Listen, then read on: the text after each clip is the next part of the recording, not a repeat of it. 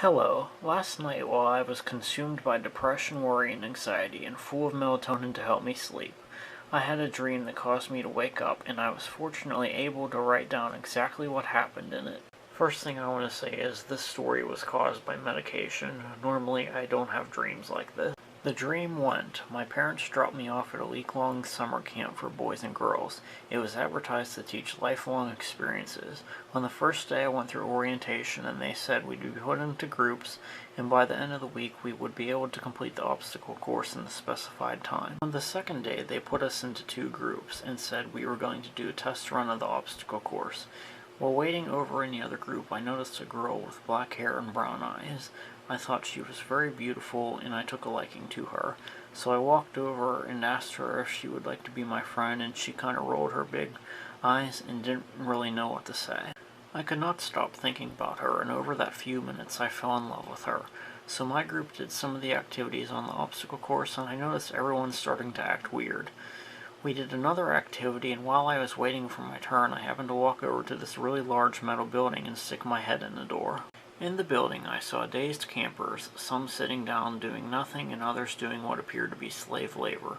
So I put two and two together and realized what was happening to my group and that we were destined to do that and be stuck here forever, and that's what they meant by teaching us lifelong experiences. Now, the members of my group were too far gone, and all I can think about was the girl that I liked, who was just starting the first obstacle. So I ran back to the first obstacle and found her and said, "We have got to get out of here. Come with me. I'll explain it all." The way I said it, she could tell something was wrong. So we hid in my tent to come up with a plan, and I told her what had happened and what I saw. We started thinking the more you do these obstacles and the harder you try, the more you get sucked into the mind control. Our plan was to sneak out in the night and walk to my house 30 miles away.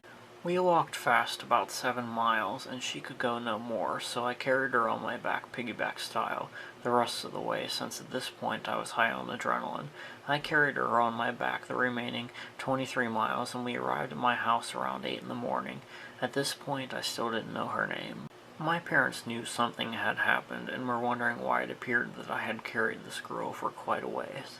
I told them about what was going to happen to us at the camp and that this was my friend and I had to save her.